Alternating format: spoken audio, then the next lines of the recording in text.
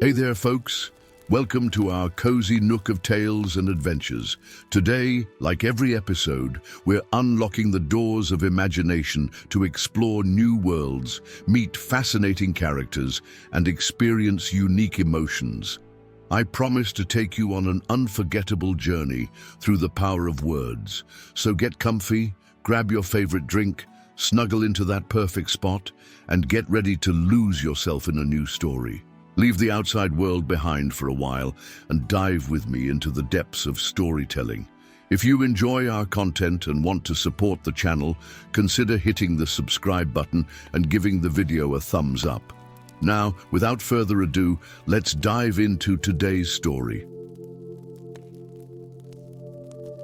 The Ravenclaw Tower stood silhouetted against the twilight sky, its ancient stones bathed in the dying embers of sunset. Unlike the other house towers of Hogwarts, this one seemed to shimmer with an ethereal quality, as if it existed partially in another realm, a fitting home for those whose minds dwelled in the boundless territories of thought. But on this particular evening, as stars began to pierce the deepening blue canvas above, the tower held more secrets than even its wisest occupants could fathom. Elias Grey stood at his dormitory window, slender fingers pressed against the cool glass as he stared at the constellation slowly forming above. Corvus, the raven, seemed to shine with unusual brilliance tonight.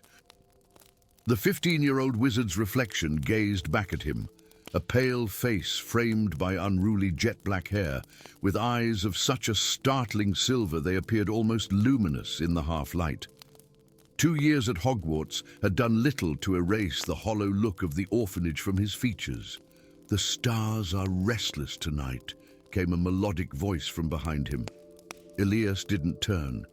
He had grown accustomed to the Grey Lady's unexpected appearances. Helena Ravenclaw drifted beside him, her translucent form casting no reflection in the window. "The same dream came again," Elias whispered, the tower burning, the voice in the flames. Helena's ethereal face remained impassive, but something flickered in her ancient eyes. Recognition, perhaps, or fear. "What did the voice say this time?" she asked, her tone carefully measured. "Verum in tenebris lucet," Elias recited. And then, "Librarium animarum apparere." The ghostly woman stiffened, silver blood appearing to drain even from her already pale form. "The truth shines in darkness," she translated. "Open the library of souls." A sudden wind rattled the window, though the night outside remained eerily still. Helena's form wavered like a candle flame in a draught. "You should not speak such words idly, Elias Grey," she whispered. "Not when the walls have ears." And worse. Before Elias could question her further, she had vanished, leaving only a lingering chill in the air. He turned back to the window. But the constellation Corvus had disappeared behind a cloud that had not been there moments before. "And when wisdom's daughter calls through flame, the twice-orphaned child shall bear her name," Elias murmured, recalling the enigmatic words the Sorting Hat had spoken 2 years ago instead of simply declaring Ravenclaw. The Great Hall had fallen silent then, and the professors had exchanged troubled glances. Something was awakening within Hogwarts, and somehow Elias knew it called for him.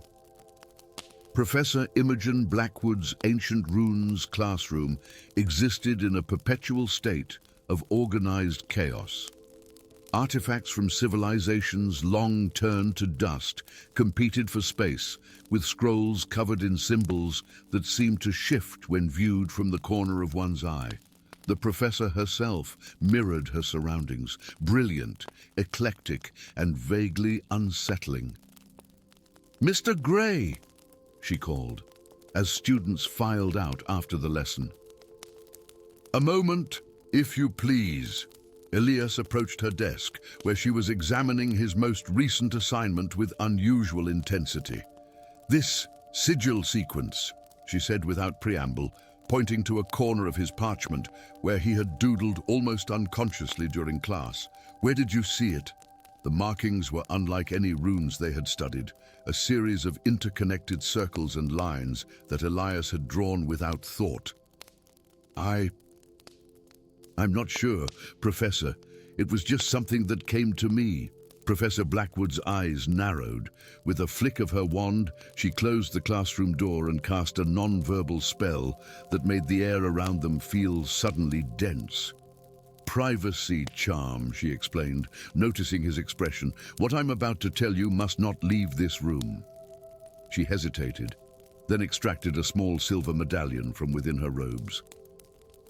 It bore the insignia of an hourglass surrounded by a circle of runes. "I am not merely a professor of ancient runes, Mr. Grey. I'm also an unspeakable in the Department of Mysteries." Elias stared at the medallion, his heartbeat quickening. The unspeakables were legendary, ministry wizards who studied the most profound mysteries of magic. "The symbol you've drawn," she continued, "is a dimensional anchor. It belongs to a branch of magic so ancient and dangerous that it was systematically erased from wizarding history over 9 centuries ago." Her voice dropped lower. "It appears in only one known text, a book thought destroyed during the Founders' era. The Grimoire of Ravenclaw," Elias whispered, the words emerging unbidden. Professor Blackwood's face paled. "How could you possibly know that name?" The statue of Rowena Ravenclaw had always been merely decorative to the students who passed it daily, an elegant tribute to their house's founder. But as Elias stood before it that night, guided by Professor Blackwood and the increasingly vocal Grey Lady, he could feel magic thrumming beneath the stone surface. "Place your hand upon her diadem," Helena instructed, her normally distant demeanor replaced by urgent intensity. "And speak the words from your dream." Elias hesitated. "What will happen?" "Either nothing," Professor Blackwood said grimly, "or everything. We shall see if Ravenclaw's choice was true." Taking a deep breath, Elias pressed his palm against the cold stone representation of the famous lost diadem. "Verum in tenebris lucet," he whispered. "Librarium animarum aperire." For a breathless moment, nothing happened. Then, so subtly he might have imagined it, the stone warmed beneath his touch. A seam appeared in the wall behind the statue, not opening dramatically, but simply revealing what had always been there, hidden in plain sight. "The Founder's Library," Helena breathed, emotion cracking her ethereal voice. "Mother's greatest treasure and burden." Beyond the opening lay a circular chamber that defied the castle's architecture, far larger inside than the exterior walls should have permitted. Bookshelves soared impossibly high, spiraling upward until they vanished into shadows. At the chamber's center stood a pedestal of dark wood, upon which rested a massive tome bound in midnight blue leather that seemed to absorb the wandlight rather than reflect it. "The Grimoire," Professor Blackwood whispered. "After all these centuries." Elias approached the pedestal slowly, drawn forward as if by an invisible tether. The book's cover bore no title, only an intricate silver inlay depicting a raven with outstretched wings. Its eyes formed from tiny sapphires that gleamed with unnatural awareness. "Be careful," Helena warned. But it was sealed for good reason. But even as she spoke, the sapphire eyes flashed, and the book fell open of its own accord. Pages riffled as if caught in a wind, stopping abruptly at a section filled with diagrams similar to what Elias had absently drawn. Words in an ancient script glowed on the page, then transformed before his eyes into modern English. "To the heir of my mind, not my blood. When the veil between worlds grows thin, when those who lurk beyond seek entry, the guardian must rise to preserve the boundaries. This knowledge is both shield and sword. Use it wisely. For in defending our reality, you may become that which threatens it. Rowena knew, Professor Blackwood said softly. And even then, she knew about the dimensional incursions. What does it mean? Elias asked, his fingers hovering above but not quite touching the ancient pages. Helena drifted closer, her form seeming more substantial within this hidden chamber. My mother discovered something terrible while creating her diadem, that our world is but one of many, separated by veils of magic that grow periodically thin. She created spells to reinforce these boundaries, but knew that someday the knowledge would be needed again. Her ghostly hand reached toward Elias, but passed through him. She enchanted her bloodline to recognize her true heir when the time came, not one of her descendants, but one whose mind reflected her own. The Sorting Hat's prophecy, Elias realized, the twice-orphaned child. I lost my parents, then my foster family in the fire. A distant rumble shook the castle, causing dust to drift from the ancient shelves. We're out of time, Professor Blackwood said urgently. They've found us. Who? Elias demanded. The Order of the Watcher, she replied grimly. A sect of wizards who believe the boundaries should fall, that we should welcome what waits beyond. They've sought the grimoire for centuries.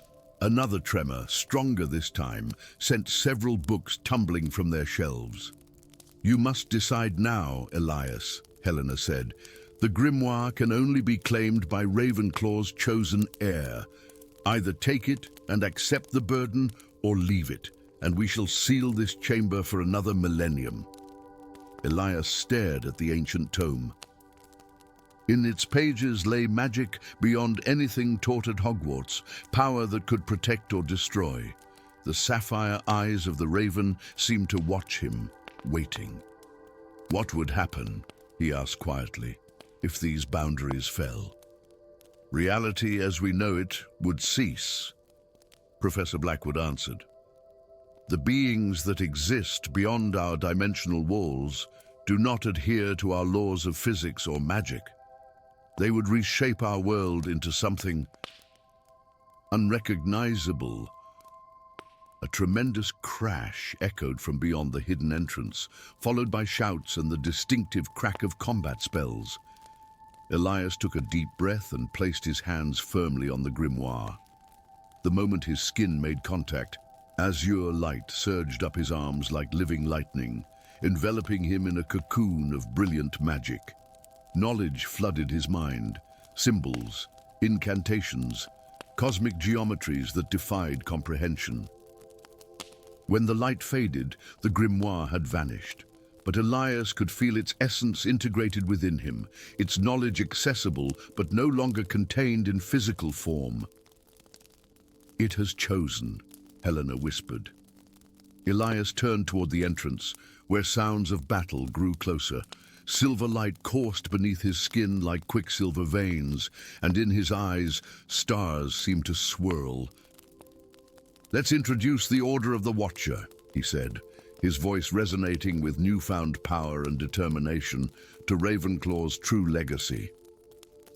As he stepped forward to meet those who would tear down the walls between worlds, Elias Grey, orphan, student, and now guardian of reality, traced a dimensional anchor in the air before him, sealing with a thought what others had sought to break for centuries. Behind him, the hidden library shimmered and faded, returning to the space between spaces, waiting, as it had for 900 years, for the next time its knowledge would be needed to save a world that would never know how close it had come to unraveling. Story 2. The ancient stones of Hogsmeade held secrets beyond counting, but none so profound as what lay beneath the frozen earth at the village's edge. The great blizzard that had swept across the Scottish Highlands for 3 days straight had finally relented, leaving behind a world transformed into crystalline white. It was in this pristine silence that the mountainside groaned and surrendered its long-kept secret, a massive section of snow-laden earth sliding away to reveal an archway of blackened stone, emblazoned with a weathered lion crest that had not felt the touch of sunlight for over 10 centuries. Aria Winterforge stood transfixed before the exposed entrance, snowflakes melting against her warm copper skin. Her breath formed delicate clouds in the frigid air as her amber eyes, with their distinctive goblin-like vertical pupils, widened at the sight. At 17, she was caught between two worlds, too tall and fair-featured to be accepted among goblin society, yet bearing enough of her grandfather's heritage in her sharp-angled face and metallic-flecked eyes to ensure the wizarding world kept her at arm's length. "Remarkable," whispered Master Ollivander beside her, his ancient voice barely audible over the winter wind. The Wandmaker had reluctantly taken Aria as his apprentice, only after her unprecedented aptitude for sensing the cause within wands became impossible to ignore. Even now, after 2 years under his tutelage, the old man maintained a certain distance. The Department of Magical Archaeology will want to document this immediately." But something called to Aria from beyond that ancient threshold, a sensation like the resonant hum of a perfectly crafted wand finding its master, but infinitely more profound. Without conscious thought, she stepped forward, ignoring Ollivander's sharp intake of breath. "Miss Winterforge, we must wait for the ministry officials." His words faded as Aria crossed the threshold. Torches blazed to life along stone walls, illuminating a cavernous chamber untouched by time. It was a forge unlike any she had ever seen. Anvils of curious shapes stood at different heights, bizarre tools hung from the walls, and at the chamber's heart sat a great hearth, cold for centuries, yet somehow maintaining the feeling of imminent flame. Aria's gaze was drawn to a hammer resting upon the central anvil, a magnificent creation with a head of silver and gold, runes etched along its length that seemed to shift and change as she watched. Without thinking, she reached for it. "I wouldn't touch that if I were you," came a voice from the shadows, deep and resonant with an underlying rumble that was distinctly inhuman. Aria spun to face the stranger. He emerged from the darkness like a piece of night-given form, tall and imposing in robes of midnight blue that seemed to absorb rather than reflect the torchlight. His face might have been handsome once, but now the right side bore a latticework of scarlet scales that crept from beneath his collar and up his neck, surrounding an eye of molten gold with a slitted dragon's pupil. Lysander Drake. He introduced himself with the faintest incline of his head. "Potions Master, collector of curiosities, and the last living scholar of Godric Gryffindor's arcane metallurgy." His scaled hand gestured toward the hammer. "That is the Forge Master's will, and it has broken the minds of 17 wizards who tried to wield it since Gryffindor's death." Aria's hand remained outstretched, hovering inches from the hammer's handle. The calling she felt had only intensified. "How do you know all this? And why are you here?" A smile twisted his scaled features. "I've spent 20 years searching for this place. As for how I know..."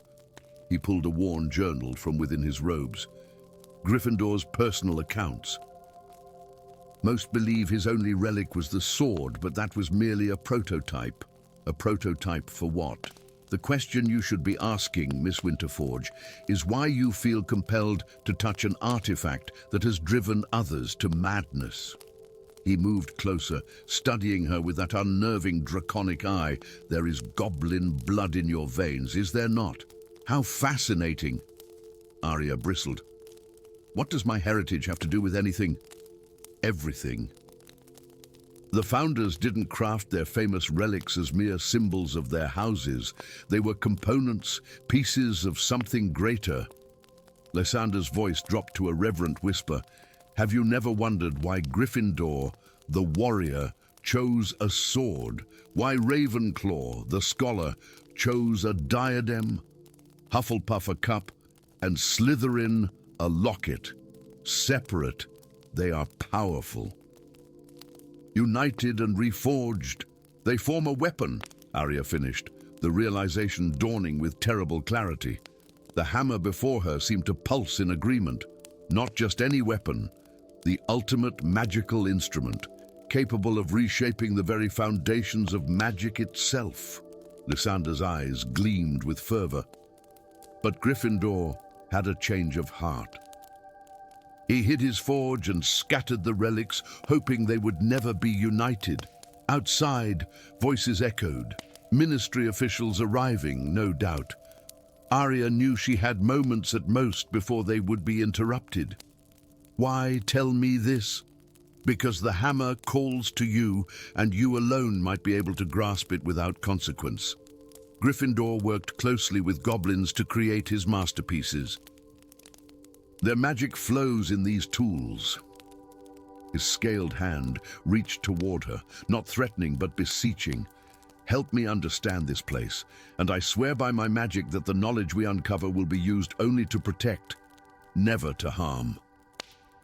Arya hesitated only a moment longer before her fingers closed around the hammer's haft. The world exploded into golden light. In the weeks that followed, Hogsmeade transformed from a sleepy wizarding village to the center of a gathering storm. The Ministry established a perimeter around what they now called the Gryffindor Forge, but whispers of its discovery had spread far beyond their control. Ancient families, whose allegiances dated back to the founders, time dispatched representatives to observe. The Department of Mysteries sent a contingent of unspeakables who watched the site day and night, and through it all, Arya worked within the forge, the only person able to activate the ancient tools that had awakened at her touch. The hammer, the Forge Master's will, responded to her as if it had been crafted for her hands alone. Under Lysander's scholarly guidance, she discovered the forge's secrets one by one, translating runes that shifted and changed depending on who viewed them. "It's extraordinary," Lysander remarked one evening as Arya successfully kindled the great hearth for the first time, its flames burning with a golden light that cast no heat. "The forge recognizes you as its rightful heir, yet you bear no blood relation to Gryffindor." Arya wiped sweat from her brow, leaving a smudge of soot across her copper skin. "Perhaps it's not about bloodlines, but something else entirely." "Perhaps," Lysander agreed, though his expression remained thoughtful. The draconian markings had spread slightly further across his face in recent days, a fact Arya had noted but not mentioned. "The journals speak of a heart of twin metals. I'd assumed it referred to an alloy, but..." Arya looked up sharply. "My family name, Winterforge." "Indeed, and your unusual heritage, half goblin, half wizard, two magical bloodlines forged together." Lysander ran his human hand over an inscription beside the great hearth. "There are records of Gryffindor working alongside a goblin smith named Grimfist," Arya whispered, the name surfacing from childhood bedtime stories her grandmother had told. Tales the other children had mocked her for believing. "My ancestor." A commotion outside interrupted them, raised voices, and the distinctive crack of apparition. Lysander moved to the entrance, his expression darkening. "The Knights of Walpurgis have arrived," he said grimly, naming the ancient order of wizard knights that had predated even the Death Eaters. "And they're not alone. The Goblin Forgehold Council is with them." Arya felt the blood drain from her face.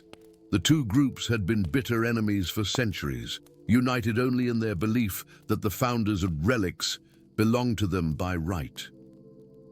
"Do they know what we've discovered?" Lysander continued, his voice tight. "Someone in the Ministry must have translated enough of the manuscripts." The hammer at Arya's side seemed to hum with anticipation. Since first grasping it, She had seen fragments of Gryffindor's vision in her dreams, the terrible weapon he had planned to forge, capable of severing a wizard from their magic, of rewriting the very laws that governed magical energy.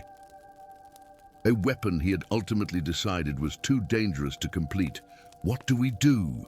Lysander's draconic eye flared with sudden intensity. There's something I haven't told you, Arya. My condition, these scales, they're the result of an encounter with one of the Founder's relics, Ravenclaw's diadem, recovered briefly before Potter destroyed it. Even that corrupted fragment held enough power to transform me. His voice dropped. I came here seeking a cure, but now I understand there is none. This is the price of touching such power. Outside, spells began to flash as Ministry forces engaged with the new arrivals. We have a choice to make, Lysander said quietly. We can destroy this place, ensure the weapon is never completed. Or we can finish what Gryffindor started, use it to establish a new magical order that transcends the divisions between wizard and goblin, between dark and light. Arya looked down at the hammer in her hands, feeling its eagerness, its hunger to create, to forge destinies rather than simply follow them. No, she said at last, Gryffindor was right to hide this power. No one should wield it. With sudden clarity, she raised the hammer high and brought it down upon the central anvil with all her might. A sound, like the tolling of a great bell, reverberated through the chamber, through Hogsmeade, through the very foundations of magic itself. The ancient forge began to tremble, stones shifting as centuries-old enchantments unwound themselves. Lysander's eyes widened in understanding, and after a moment of visible internal struggle, acceptance.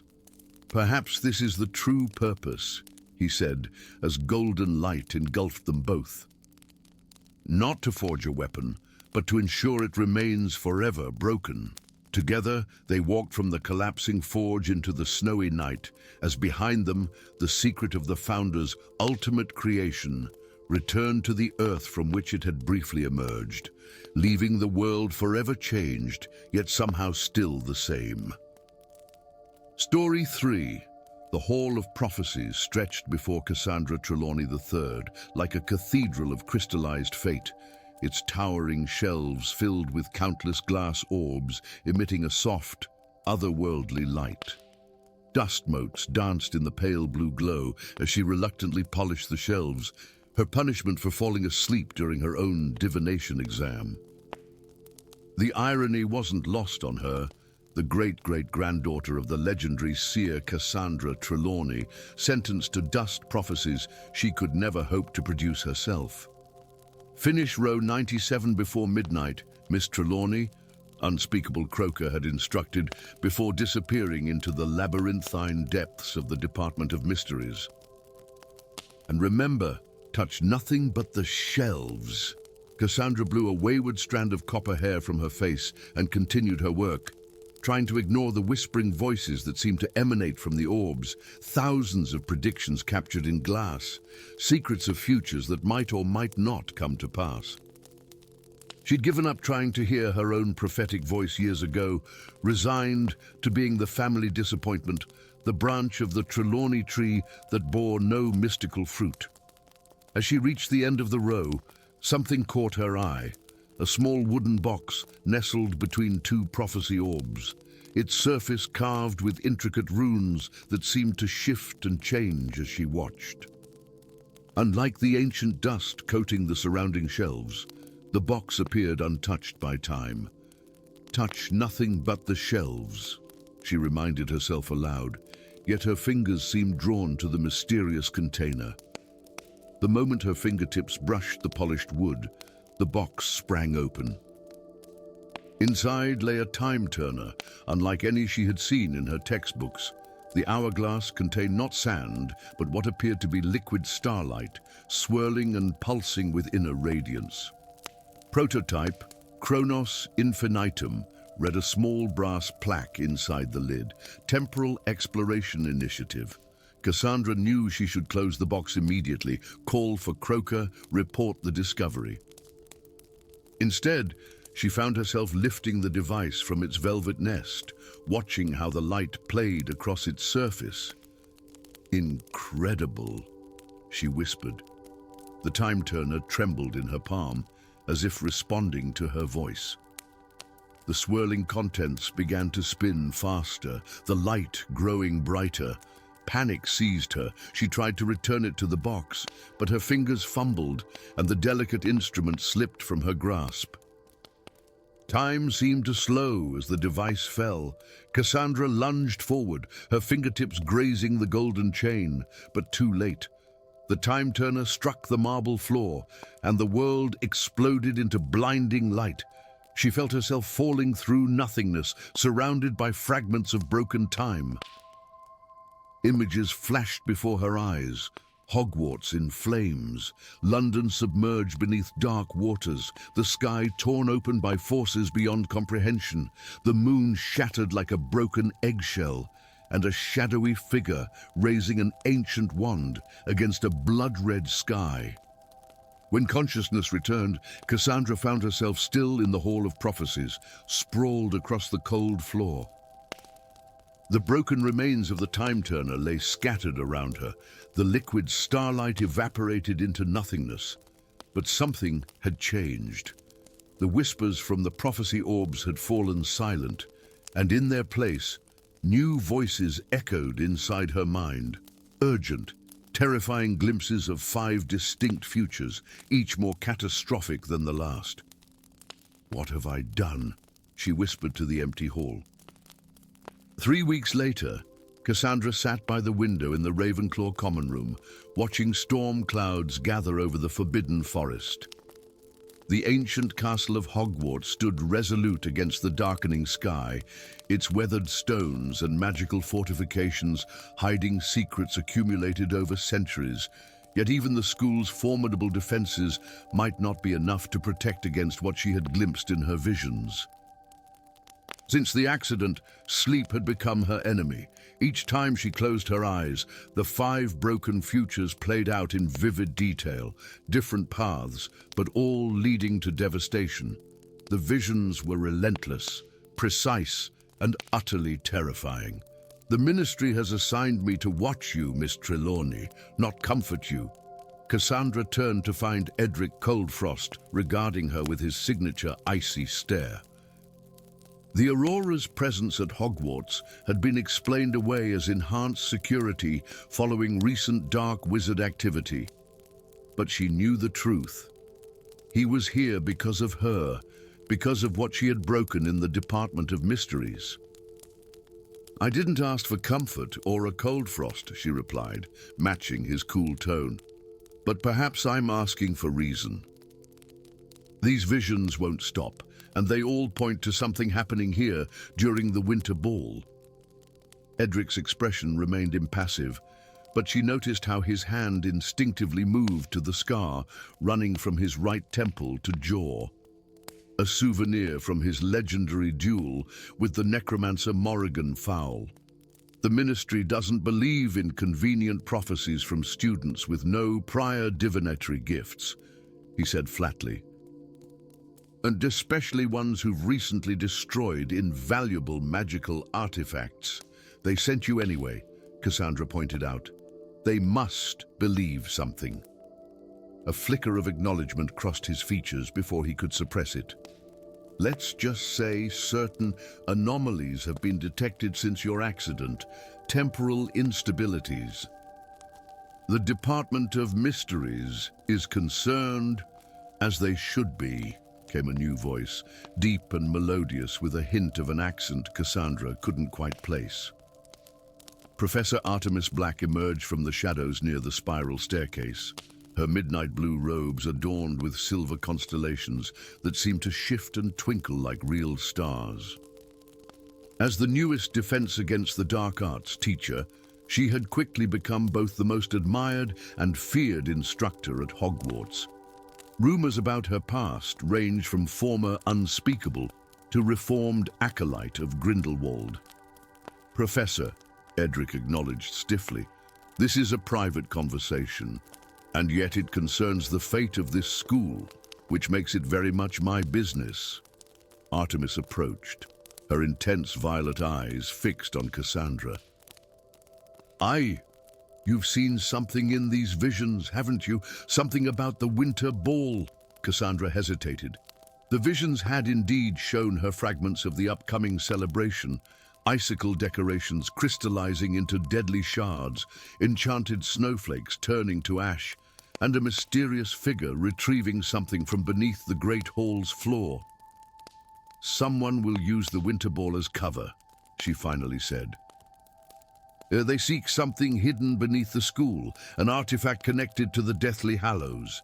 In every vision, they find it and use it to resurrect something ancient, something that should remain buried. Impossible, Edric snapped. The Hallows are either destroyed or secured. Not all artifacts connected to them were accounted for, Artemis said quietly. Death's touch extends beyond the three famous relics. The Aura's eyes narrowed. And how would you know that, Professor? A tense silence fell between them, broken only by the distant rumble of thunder. Cassandra looked from one to the other, suddenly understanding what her visions had been trying to tell her.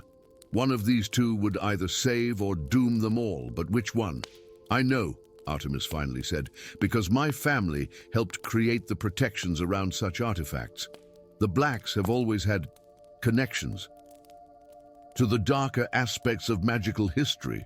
We need to work together, Cassandra interjected before Edric could respond. I've seen 5 possible futures, and in all of them, disaster strikes unless we intervene. But the visions are fragmentary. I need help understanding them. After a moment of consideration, Edric nodded curtly. The Ministry would never authorize this collaboration. Then we operate without their knowledge, Artemis suggested, a dangerous smile playing at her lips. It wouldn't be the first time I've worked in the shadows. Over the following weeks, an unlikely alliance formed. In the hidden corners of Hogwarts, a forgotten classroom in the Eastern Tower, an abandoned section of the dungeons, the sealed antechamber behind the astronomy observatory, they pieced together Cassandra's visions. Artemis provided ancient texts on temporal magic and artifacts connected to the Hallows. Edric contributed his practical knowledge of dark wizard tactics and ministry security protocols. And Cassandra, navigating between terrible headaches and increasingly vivid premonitions, served as their temporal compass. It's called the Resurrection Stone, Artemis explained one evening, pointing to an illustration in a grimoire so old its pages threatened to crumble at a touch. But according to this text, fragments broke off during its creation. One such fragment was embedded in a ceremonial dagger belonging to Salazar Slytherin himself. The dagger that was supposedly buried with him somewhere beneath Hogwarts, Edric added, his skepticism evident. Not supposedly, Cassandra whispered, her eyes unfocused as another vision washed over her. It's there, beneath the Great Hall, behind a wall marked with 13 serpents. But it's not alone. She blinked, returning to the present with visible effort. Something guards it, something neither living nor dead. As the winter ball drew nearer, Cassandra's visions became more frequent, more urgent. Dark circles formed beneath her eyes, and twice she collapsed from exhaustion. Yet from the chaotic glimpses of possible futures, a pattern began to emerge. I think I understand now, she said on the night before the ball, her voice hoarse from lack of sleep. In each vision, someone uses the dagger to breach the boundary between life and death, not to resurrect a specific person, but to tear open the veil completely. A doorway for death itself, Artemis murmured, her usual composure faltering. Such magic would unravel the foundations of our world. But who? Edric demanded, frustration evident in his voice. After all this, we still don't know who's behind it. Cassandra closed her eyes, summoning the fragmented images that had haunted her for weeks. In each vision, the perpetrator's face remained shadowed, their identity concealed. But there was something, a glimpse, a hint, a mark, she said suddenly. And on their left wrist, a symbol like interlocking hourglasses. Her eyes flew open. The mark of the Kronos Brotherhood. Artemis inhaled sharply. An ancient sect dedicated to ending time itself. They believe existence is suffering, and only by destroying the flow of time can true peace be achieved. But they were disbanded centuries ago, Edric protested. Unless, Cassandra said slowly, the final pieces falling into place, someone has been rebuilding the order in secret. Someone with access to temporal magic. Someone who knew I would be in the Hall of Prophecies that night. The realization struck all three simultaneously. Cassandra's accident had never been an accident at all. It had been orchestrated, a catalyst for what was to come. Snow fell gently over Hogwarts on the night of the winter ball, transforming the castle grounds into a glittering wonderland. Inside the great hall, enchanted icicles hung from the ceiling, never melting, casting prismatic patterns across the walls. Students danced beneath floating candles, and ornate ice sculptures charmed to change shape throughout the evening. Beneath this scene of celebration, three figures slipped through the shadows of the lower levels, following passages known only to the oldest ghosts of Hogwarts. The entrance should be just ahead, Cassandra whispered, guided by visions that now seemed clearer than reality itself. They rounded a corner to find an ancient stone wall carved with 13 serpents arranged in a perfect circle. At the center of the formation, the stone appeared slightly discolored, as if stained by something long ago. "We're not too late," Edric said, scanning the apparently undisturbed corridor. "Or perhaps," came a familiar voice from behind them, "you're exactly on time." They turned to find unspeakable Croaker emerging from the shadows. His Department of Mysteries robes replaced by ceremonial garments emblazoned with the interlocking hourglass symbol. "Do you?" Cassandra breathed, the final vision suddenly crystallizing in her mind. "You sent me to that specific shelf. You left the time turner for me to find." "A necessary step," Croaker acknowledged. "We needed a Trelawney, a true seer. Breaking time was the only way to awaken your dormant gift." "You used me. I gave you purpose," he corrected. "For centuries, the Kronos Brotherhood has worked to end suffering by ending time itself. Tonight, with Slytherin's dagger, we complete our great work." Edric drew his wand. "You'll have to go through us first." A cold smile spread across Croaker's face. "I was counting on it." With blinding speed, he flicked his wand, sending Edric crashing against the far wall. And the ritual requires 3 witnesses, representing past, present, and future. As he raised his wand toward Artemis, she moved with preternatural grace, her own wand a blur as she cast a shield so powerful it sent ripples through the air around them. "You forget, Croaker," she said, her voice deepening with power. "The House of Black has always had one foot in the darkness. Your brotherhood is not the only ancient order with secrets." As the two engaged in a ferocious, magical duel, Cassandra rushed to Edric's side. His eyes fluttered open as she helped him to his feet. "The wall!" he gasped. "We have to seal the entrance before he can reach the dagger." Cassandra turned toward the serpent carving, which had begun to glow with an eerie green light in response to the magical energies being unleashed nearby. In her mind, the 5 possible futures collapsed into each other, showing her what must be done. Drawing her wand, she approached the wall and placed her free hand against the center of the serpent circle. The stone burned cold beneath her palm. "Tempus integrum, fatum directum," she intoned, words coming to her from beyond conscious thought. The serpent carvings began to move, stone scales rippling as the creatures awakened from centuries of slumber. They turned their heads toward Cassandra, 13 pairs of emerald eyes, regarding her with ancient intelligence. "Guard this threshold," she commanded. "Let none disturb what lies beyond." Behind her, Artemis cried out as one of Croker's spells finally broke through her defenses. The unspeakable advanced, triumph evident in his eyes. "You cannot stop what has been foretold," he declared. "The breaking of time has already begun." "That's where you're wrong," Cassandra said, turning to face him with new confidence. "I've seen beyond your plans, Croker. In breaking time, you gave me the power to mend it." From her robes, she withdrew the shattered remains of the Time Turner, which she had secretly collected and carried since that night in the Hall of Prophecies. The fragments glowed with renewed purpose. "But the time sand remembers its proper flow," she said, raising the broken pieces. "As do I."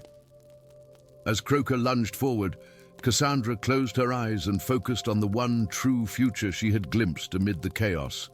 Not an ending, but a restoration. The Time Turner fragments rose from her palm, spinning in a complex pattern before shooting toward Croker like golden arrows. Where they struck, his form began to shimmer and dissolve, caught in a temporal loop of his own making. "What have you done?" he gasped, looking down at his increasingly transparent hands. "Returned you to the moment of fracture," Cassandra answered calmly. "The time you broke can only be mended by taking back what was given." "Your brotherhood ends here, Croker, not with the destruction of time, but with its healing." With a final cry of rage and despair, the unspeakable vanished completely, leaving only a faint outline in the air that quickly faded to nothing. The serpent carvings returned to stillness. The broken Time Turner fragments fell to the floor, now nothing more than ordinary glass and metal. Above them, the sounds of the winter ball continued uninterrupted, the dancers blissfully unaware of the temporal catastrophe they had narrowly avoided. Artemis approached Cassandra, her normally composed features showing genuine amazement. "You saw this outcome. This was one of your 5 visions." Cassandra smiled, feeling the weight of prophecy lifting from her shoulders. "No. This was the 6th possibility, the one I created myself."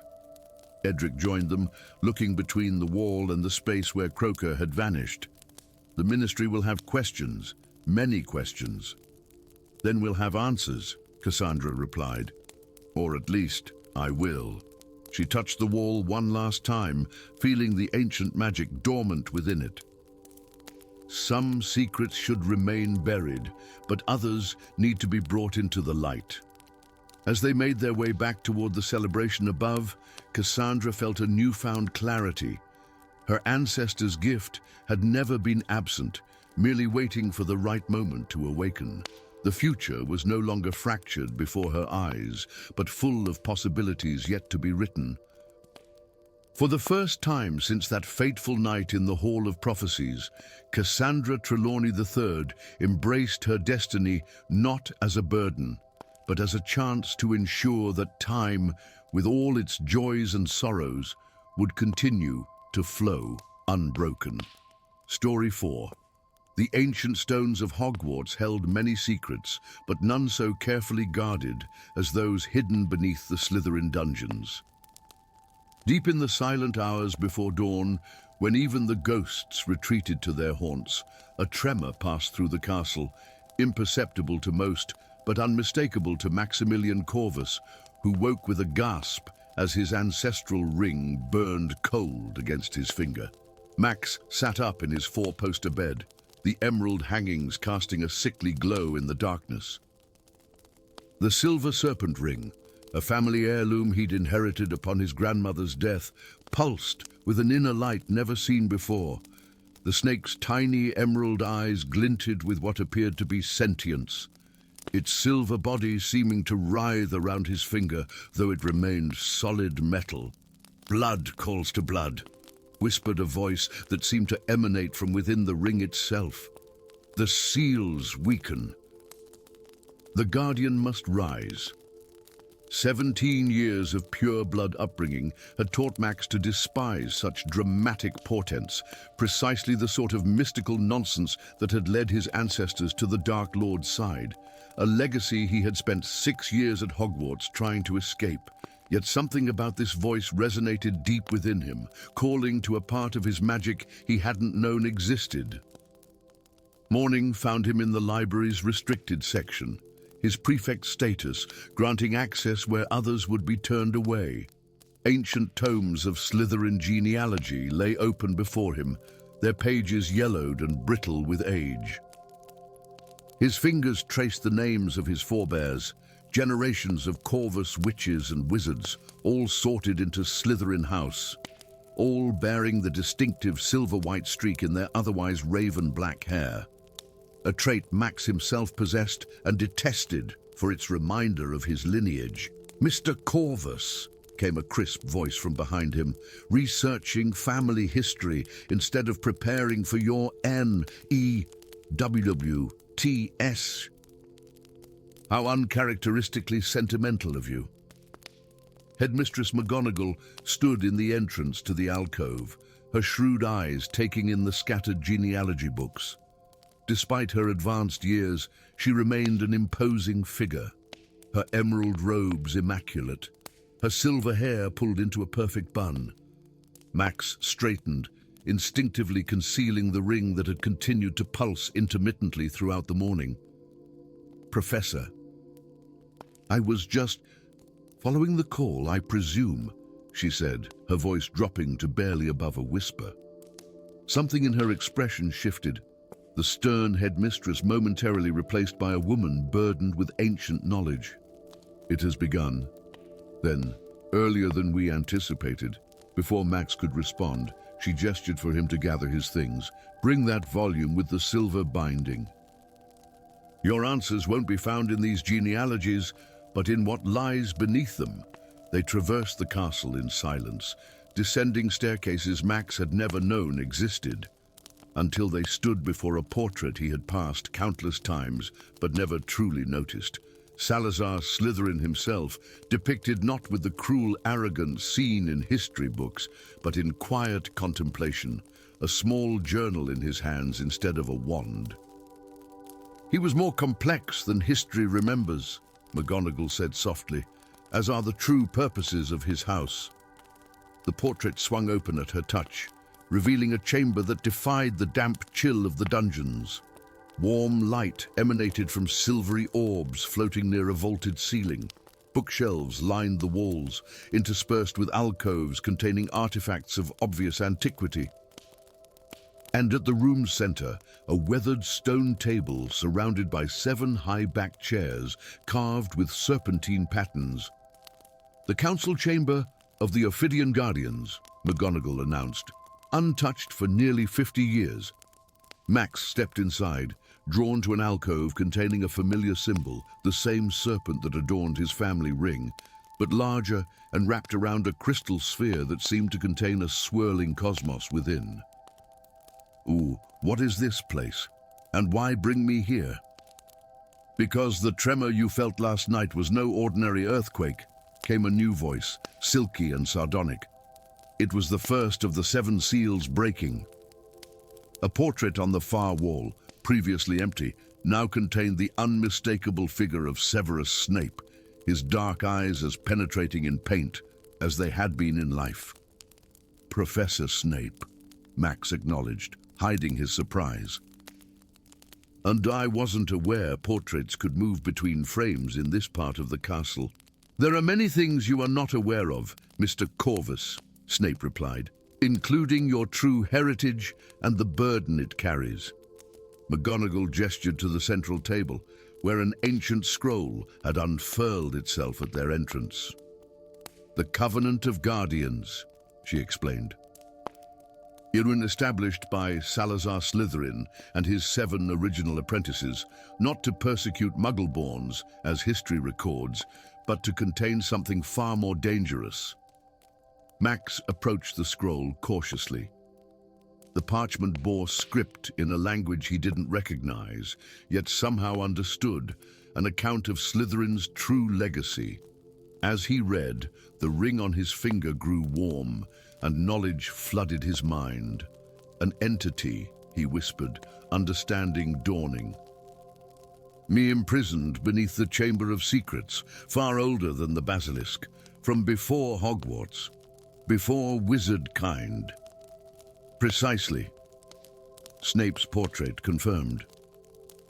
The so-called Chamber of Secrets was built not as a weapon against Muggleborns, but as the final layer of protection against what lies beneath it, an entity that entered our world through a rift in magic itself, drawn by the immense arcane energies released during Hogwarts' founding. McGonagall's expression was grim. Salazar sought to contain it alone at first, but eventually recognized that the task required a perpetual vigil. He selected 7 apprentices, the original Ophidian Guardians, and bound their bloodlines to the task through ancient magic. And I'm descended from one of them, Max concluded, the pieces falling into place. That's why the ring activated, why I could hear its voice. From the first Guardian herself, Celine Corvus, Snape confirmed. But the only one of the 7 who truly understood what they contained, not merely a creature, but an entity capable of unraveling the very fabric of our reality. Max's mind reeled. His family, whom he had spent years trying to distance himself from, ashamed of their pure-blood fanaticism and dark arts dabbling, had originally been guardians of the wizarding world, not its oppressors. The earthquake, he said suddenly. You mentioned seals breaking. McGonagall nodded gravely. 7 magical seals bind the entity. The recent surge in wild magic, aftermath of the Battle of Hogwarts and subsequent magical discoveries, has weakened them. Last night, the first seal fractured. But why me? Why now? There must be others descended from these guardians. There were, Snape interjected, his painted features solemn. But bloodlines end, Mr. Corvus. Wars claim lives. Dark Lords demand loyalty. Of the original 7 families, only 3 survive with their magical lineage intact, and only yours retained the Guardian's ring.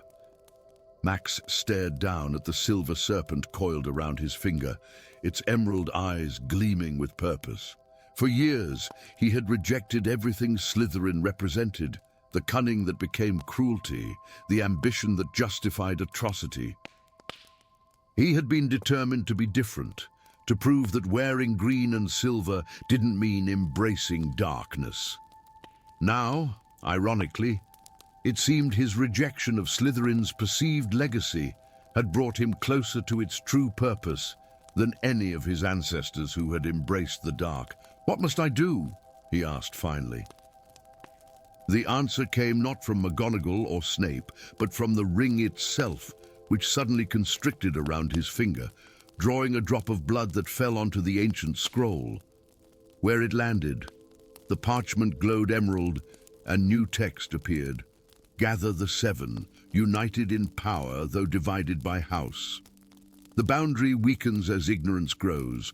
What was sundered must be made whole. Blood of the first shall guide the way. Cryptic as always, Snape observed dryly. Salazar had a flair for the dramatic. McGonagall, however, understood. You must reconstitute the Council of Guardians, Mr. Corvus. Find representatives from each Hogwarts house who possess the magical strength and moral character to stand against what awakens below. Together, you will renew the seals before all 7 break. And if I fail, Snape's portrait offered a rare, grim smile. Then we shall all discover whether there is truth in the legends of worlds beyond our own, as their boundaries dissolve around us. 3 days later, Max stood in the room of requirement, which had transformed itself into a circular chamber eerily similar to the Guardian's council room, but with 4 great banners representing each Hogwarts house hanging from the ceiling.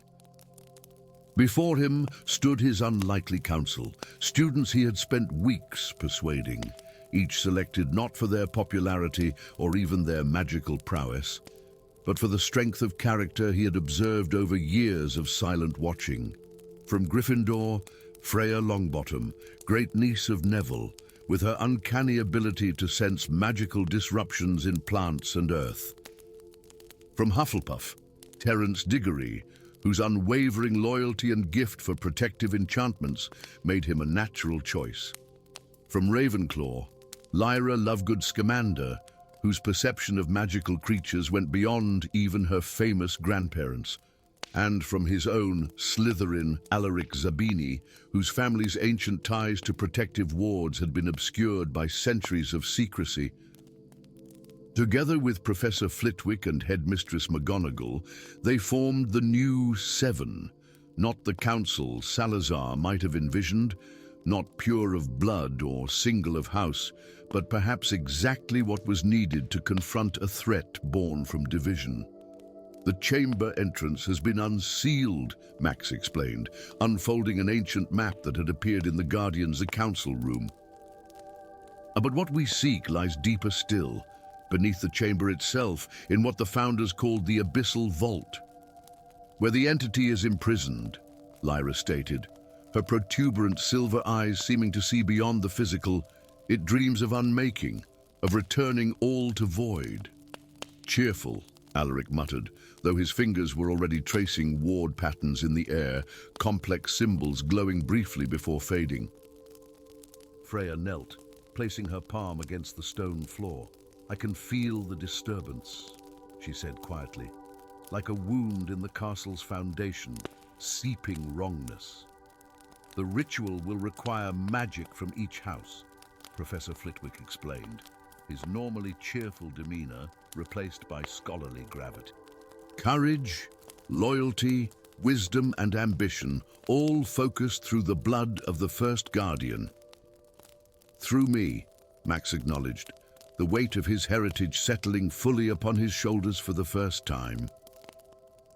As they prepared to descend into the hidden depths of Hogwarts, Max caught his reflection in a mirrored pillar, the silver streak in his black hair seeming to glow with inner light, the serpent ring on his finger pulsing in time with his heartbeat. He still detested what his house had become in the hands of those who misunderstood its purpose, but perhaps that was the point, to reclaim what had been corrupted, to restore the true legacy of Slytherin, not purity of blood, but purity of purpose, not domination, but protection, not isolation of power, but its unification across all who bore the magic of Hogwarts in their hearts. It's time, he said, turning to his council. We have a world to save and a legacy to reclaim. As they followed him from the room of requirement toward the ancient pathway to the chamber, Max felt the ring pulse once more against his finger, not with warning now, but with approval. The voice that whispered from it no longer seemed foreign, but a part of his own magical heritage awakening after centuries of slumber. The Guardian rises, the circle reforms. Let what was hidden be revealed, and what was broken be restored. Beneath his feet, Hogwarts itself seemed to respond, the ancient stones resonating with magic as ancient as the founders themselves, magic that recognized in this unlikely council the return of a promise made long ago, when Salazar Slytherin had first understood that some threats could only be faced when all houses stood as one. Story 5. The Forbidden Forest had always whispered secrets to Luna Silverleaf, but never as urgently as it did on the night of the autumn equinox. Moonlight filtered through ancient boughs, casting silver nets upon the forest floor as Luna knelt beside a dying unicorn, her slender fingers trembling above the creature's wounded flank. Something was terribly wrong. The wound was unlike anything she had seen before, the edges blackened and veined with an unnatural violet light that pulsed like a malevolent heartbeat. I don't understand, Luna whispered, her voice carrying the faintest melodic lilt that betrayed her mixed heritage. Half witch, half elf, a lineage that had brought her nothing but whispers and sidelong glances throughout her years at Hogwarts.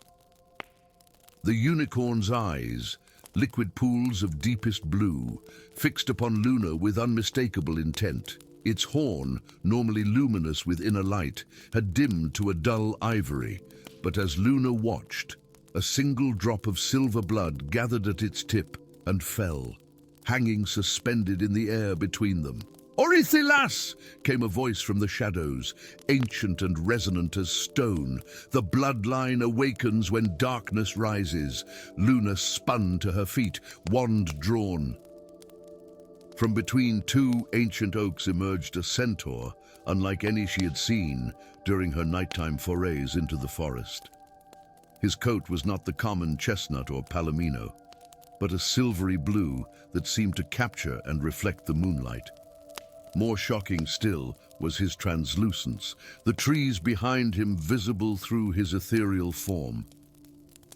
"Stargazer," she breathed, recognizing the legendary centaur from her grandmother's tales, a prophet and astronomer who had died 3 centuries ago. "The last of the Silverleaf line," the ghostly centaur acknowledged with a formal bow. "The stars have whispered of your coming for many turnings. I had hoped they spoke of a time more distant, but the corruption spreads faster than was foretold." Luna's attention returned to the unicorn, whose breathing had grown more labored. "What corruption? What's happening to the forest?" "An ancient seal weakens," Stargazer explained, his ghost light casting strange shadows as he approached. Deep beneath Hogwarts Castle lies a nexus of primal magic, a wellspring from which the 4 founders drew power to create their school. But its energy was never meant to be contained or controlled. "I don't understand what this has to do with me," Luna protested, though a prickling sensation along her spine suggested otherwise. The centaur's spectral hand gestured toward a pendant that hung at Luna's throat, a silver leaf wrapped around a tiny crystal that had been her grandmother's final gift. "The Guardians have watched over this forest since long before wizards built their stone fortress. Your grandmother was the last acknowledged guardian, but she recognized the signs too late. Now the task falls to you." The unicorn shuddered, and with a final exhalation, its body dissolved into motes of silver light that swirled around Luna before sinking into her pendant. The crystal, previously clear, now glowed with an inner radiance. "The blessing of the forest's firstborn," Stargazer intoned. "The unicorn gives its essence freely to the guardian." Luna clutched the pendant, which thrummed with newfound energy against her palm. "And what must I do?" "Find the 4 relics hidden throughout the forest, each embodying an elemental force: earth, air, fire, and water. United, they form the keystone that will strengthen the seal before the winter solstice. Fail, and what slumbers below will awaken, a force that would consume not only the forest, but eventually all of Hogwarts itself."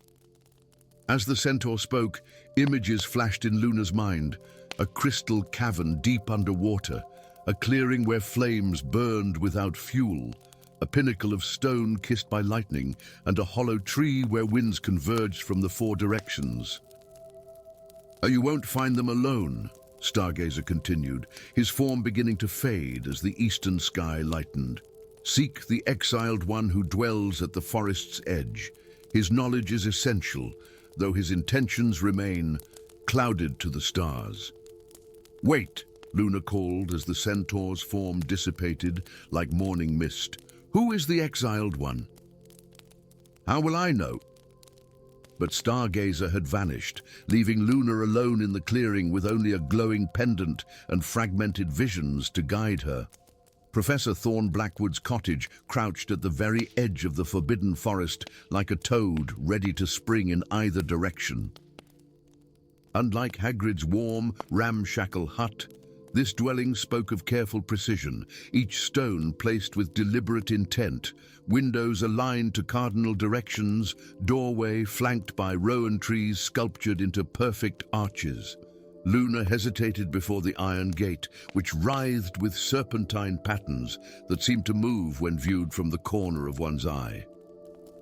3 days of research in Hogwarts library had yielded little information about Blackwood beyond sparse mentions in old daily prophets. A once celebrated professor of arcane botanical studies, dismissed 20 years ago for experimental practices deemed incompatible with the safety of Hogwarts students. "The threshold recognizes elven blood," came a voice from the garden. "But you may enter freely, though few would consider that wise." The man who emerged from between rows of strange, phosphorescent plants bore little resemblance to the austere scholar from the newspaper clippings. Wild, silver-streaked hair fell past shoulders, draped in robes of midnight blue, embroidered with constellations that shifted position as he moved. His left hand was encased in what appeared to be living wood, fingers elongated into branch-like appendages that flexed with surprising dexterity as he pushed open the gate. "Professor Blackwood," Luna acknowledged with a formal nod. "I'm Luna Silverleaf, 7th year Ravenclaw, extraordinarily gifted in both charms and care of magical creatures, yet persistently mediocre in potions despite your grandmother's renowned skill in the art." His eyes, one amber, one emerald, assessed her with unnerving thoroughness. Also, if my senses don't deceive me, the newly awakened guardian of the Forbidden Forest. "Rather earlier than anticipated, I must say." Luna's hand instinctively rose to her pendant, which had warmed against her skin at Blackwood's words. "How do you know about the Guardians?" A smile twisted his features, not unkind, but sharp with secrets. "I've spent 20 years studying what Hogwarts at faculty preferred to ignore. Come inside, Miss Silverleaf." "The forest has ears, and not all belong to creatures who wish you well." The cottage's interior defied its modest exterior, a single vast chamber whose ceiling opened to the sky, walls lined with books and specimens, and a central table large enough to seat 20, though only one chair stood at its head. Upon the table lay a map of the Forbidden Forest, unlike any Luna had seen, three-dimensional, with miniature trees rising from parchment, tiny creatures moving between them, and 4 points glowing with distinct colors: ruby red, sapphire blue, emerald green, and amber gold. "The elemental relics," Luna breathed. Indeed, Blackwood's wooden fingers traced a path between the glowing points, though relics suggests dusty artifacts. "These are living repositories of elemental magic, bound to physical forms by the forest's first guardians, your ancestors, to maintain balance between the magical wellspring beneath Hogwarts and the natural world above. Stargazer said they must be gathered before the winter solstice to strengthen a seal." Blackwood's mismatched eyes flickered to her face. "Did he now? Interesting that our celestial friend should phrase it so." "Incompletely." Something in his tone raised Luna's suspicions. "You weren't exiled for experimental practices, were you? You discovered something about this seal, something the school wanted kept hidden." "Perceptive, Miss Silverleaf. Yes, I discovered the truth about what lies beneath Hogwarts. Not a wellspring of beneficial magic as generations of headmasters have believed, but a parasite, an entity that feeds on magic itself.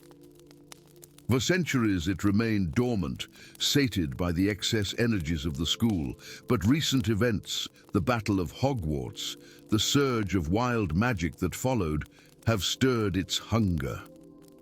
Luna studied the map, noting how darkness spread from the castle's location in tendrils that reached toward the forest. So these relics, they're not just components of a seal, they're a weapon. "Not a weapon," Blackwood corrected, his wooden hand curling into a claw-like gesture. "A cage, one that requires a guardian's sacrifice to close properly. The pendant at Luna's throat pulsed warning, and she stepped back. You mean to use me as this sacrifice? Blackwood's laugh held genuine amusement. If that were my intention, you wouldn't have crossed my threshold. No, Miss Silverleaf. I spent 7 years trying to convince your grandmother to complete the ritual without the fatal component. We were close to a solution when she...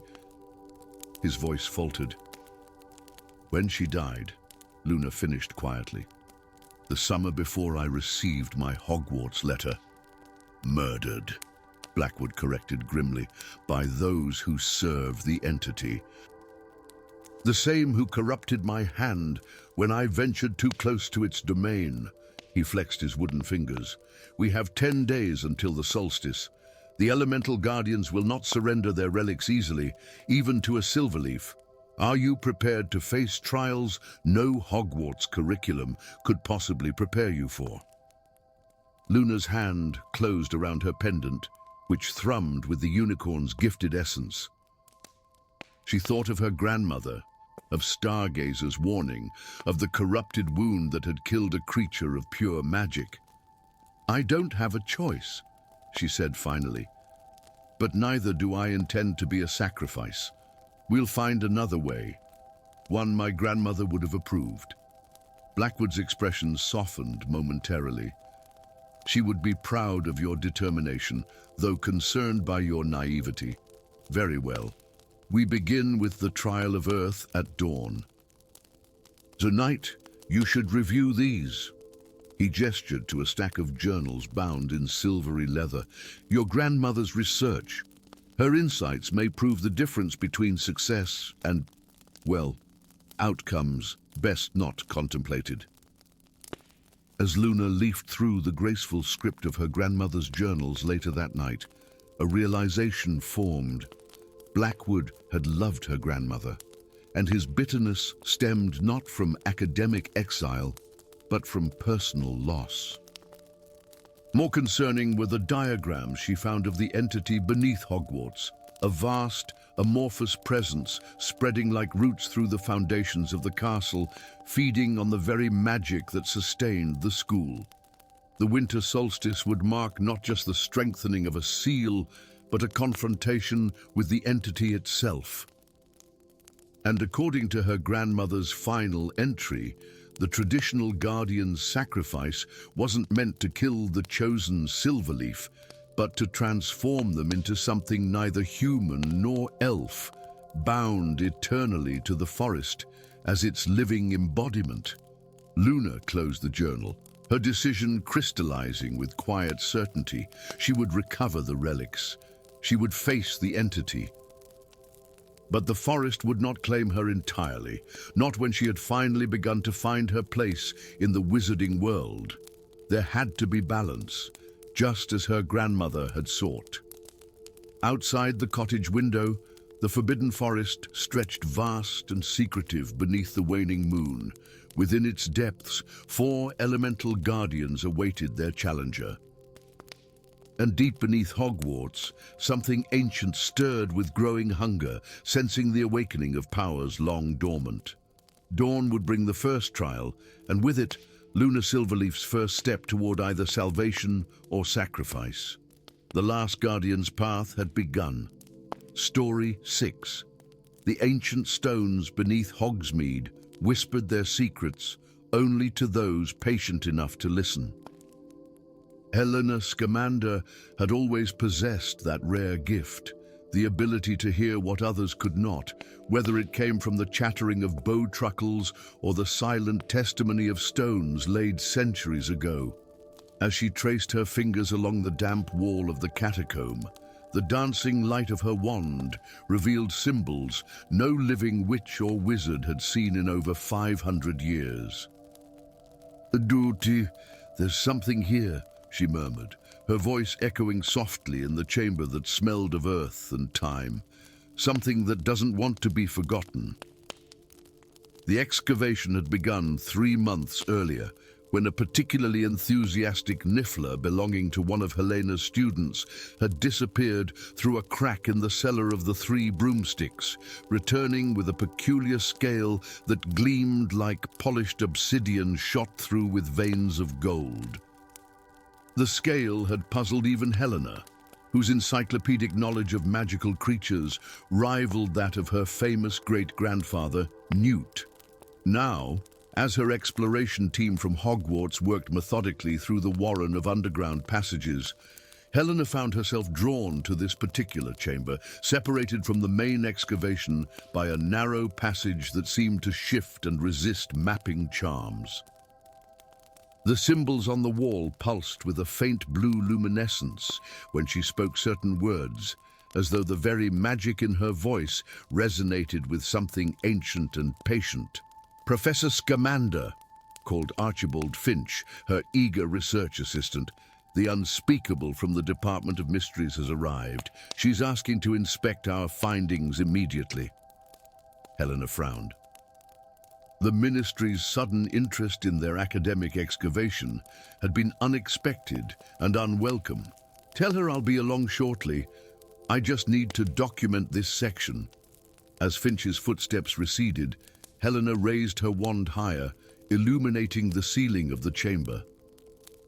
There, carved into the rock with precision that no Muggle tool could achieve, was a perfect circle of runes surrounded by the interlocking forms of creatures, some familiar, others unlike any beast recorded in modern magizoological texts. "Beautiful, isn't it?" came a voice from the darkness. Helena spun, her wand aimed at the source.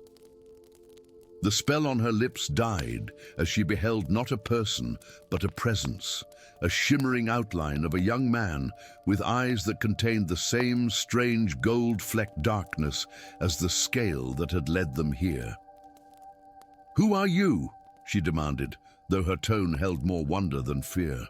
The apparition shimmered, its form becoming more solid as it approached. "I am Cedric, the last keeper of ways." His voice carried the peculiar echo of those who exist between worlds, neither ghost nor memory, but something else entirely. "And you, Helena Scamander, are the first in 7 generations to hear the call." Before Helena could question him further, her wand light caught something protruding from the wall beneath the carved ceiling. A book, bound in what appeared to be the same scales as the one found by the Niffler, half embedded in the stone, as though the rock had grown around it. "The Grimoire of the Forgotten," Cedric said, his form flickering with what might have been excitement. "It has waited for one who could understand its purpose." Helena approached cautiously. Years of working with dangerous creatures had taught her respect for the unknown. What is its purpose? To remember what the world chose to forget. Cedric moved beside her, his presence causing the air to thrum with magic. There are creatures that were deemed too powerful, too dangerous, or too miraculous to exist alongside wizardkind's ambitions. Creatures whose gifts could not be controlled or exploited. With trembling fingers, Helena reached for the book. The moment her skin made contact with the scaled binding, a jolt of magic surged through her body, images flooding her mind, a basilisk with eyes of molten gold that healed with its gaze rather than killed, winged serpents that could slip between realities, creatures of living flame that bonded with wizards to perform feats of magic now believed impossible. "They weren't extinct," she gasped as the connection broke, leaving her breathless. They were hidden. Cedric's form solidified further, as though her recognition had somehow strengthened his presence. "My ancestors were entrusted with their guardianship. We were the keepers of ways, sworn to protect both the creatures and the knowledge of their existence from those who would misuse them." The grimoire came free from the wall with surprising ease, its weight substantial in Helena's hands. The cover shifted beneath her touch, scales realigning to form patterns that coalesced into words, in a language she somehow understood, though she had never seen it before. "But you're the last," Helena said, looking up at Cedric. "What happened to the others?" Sorrow passed across his translucent features. The Department of Mysteries happened. The Ministry's insatiable hunger for power. 3 centuries ago, they discovered part of our secret. They couldn't find the sanctuary, but they found us. His form flickered. I was the only one who escaped, though not entirely. I bound my essence to the grimoire, waiting for one who could restore the balance. The sound of approaching footsteps echoed from the passageway. Cedric's expression grew urgent. "The grimoire will show you the way to the sanctuary, but you must decide. Will you protect what was forgotten, or will you expose it to a world that once decided it shouldn't exist?" Helena clutched the book to her chest, her mind racing. The academic recognition alone from such a find would secure her place in magical history. But something deeper tugged at her conscience, the responsibility that came with knowledge. "Indeed, Professor Scamander," called an unfamiliar voice, cultured and cool. "I'm Delphine Rookwood from the Department of Mysteries. I understand you've made a significant discovery." The woman who stepped into the chamber wore the silver insignia of an unspeakable on her immaculate robes. Her assessing gaze swept the room before locking onto the grimoire in Helena's arms with unmistakable hunger. "Just some interesting runic inscriptions," Helena replied, subtly sliding the book into her expanded satchel. "Nothing conclusive yet." Rookwood's smile didn't reach her eyes. "The Ministry takes a keen interest in pre-medieval magical artifacts. Professor, I'll need to catalogue anything you've found." Cedric moved between them, though only Helena could see him. She senses the grimoire's power, even if she cannot see it fully. "The department has been searching for centuries," Helena straightened, channeling the confident authority she used when facing the most temperamental of creatures. "Of course, all findings will be properly documented according to the academic protocols agreed upon before this excavation began. Hogwarts and the Department of Magical Creatures maintain primary jurisdiction. This site has been reclassified," Rookwood countered smoothly. "By ministerial order, effective immediately. My team will be taking over." Outside the chamber, voices raised in protest, Helena's students and colleagues being directed away from their work by black-robed ministry officials. The grimoire pulsed against Helena's side, its magic resonating with her own in a silent plea. In that moment, she made her choice. "I'm afraid I must insist on proper procedure," Helena said, drawing herself up to her full height. "This excavation falls under the Treaty of Magical Academic Freedom of 1892. Any reclassification requires review by the Wizengamot Educational Committee." As they argued academic jurisdiction, Helena silently cast a non-verbal spell, one of her great-grandfather's creations, designed to create harmless but thoroughly distracting chaos. From her pocket, a swarm of luminous butterflies erupted, filling the chamber with dazzling light. Rookwood stumbled back, momentarily blinded. "This way," Cedric urged, gliding toward a section of wall that appeared solid until Helena approached with the grimoire. The stones melted away, revealing a narrow passage. "Quickly!" Helena slipped through, the wall resealing behind her as Rookwood's angry shouts faded. The passage sloped steeply downward, carrying her deeper beneath Hogsmeade than she had thought possible. "The sanctuary has been waiting," Cedric said, his form growing brighter as they descended. It exists in a fold between worlds, a place created by the most ancient magic, when wizards and magical creatures were not master and subject, but partners in magic. The passage opened suddenly into a vast cavern, so large that Helena's wandlight couldn't reach its boundaries. The air hummed with magic, fresh and vibrant as a spring morning, despite being far underground. Spheres of soft light drifted upward from the floor, illuminating an impossible landscape within the cavern. A miniature world complete with flowing streams, forests of crystalline trees, and meadows of luminescent flowers. And there were the creatures, dozens of species Helena had only seen in ancient texts or had never seen at all. A golden-eyed basilisk raised its majestic head from a pool of silvery water, its gaze filling Helena with warmth rather than dread. Winged serpents spiraled through the air, leaving trails of shimmering magic. Creatures of living flame nestled in beds of glittering black stone. "They've been here all along," Helena whispered, awestruck. Waiting. The world forgot them because it was easier than acknowledging that magic has always been a partnership, not a resource to be controlled, Cedric said, more solid now than he had been before, the sanctuary's magic strengthening his presence. But the first wizards didn't use wands. They joined their magic with these creatures to channel powers beyond what modern magic remembers. The grimoire in Helena's hands fell open, its pages filling with shifting text and illustrations as though writing itself for her eyes alone. It showed her visions of the past, witches and wizards performing miraculous feats of magic through their bonds with these forgotten creatures, magic that flowed in harmony rather than being forced and channeled. The Department of Mysteries suspects this truth but has never found proof, Cedric continued. They seek control, not partnership. If they discover this place, Helena understood the choice before her. Reveal this discovery to the wizarding world with all the fame and professional recognition that would bring, but risk the sanctuary falling under the control of those who would exploit these creatures.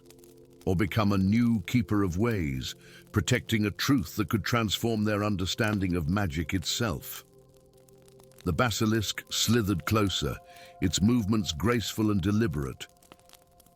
It raised its head to meet Helena's gaze, gold eyes shimmering with ancient wisdom.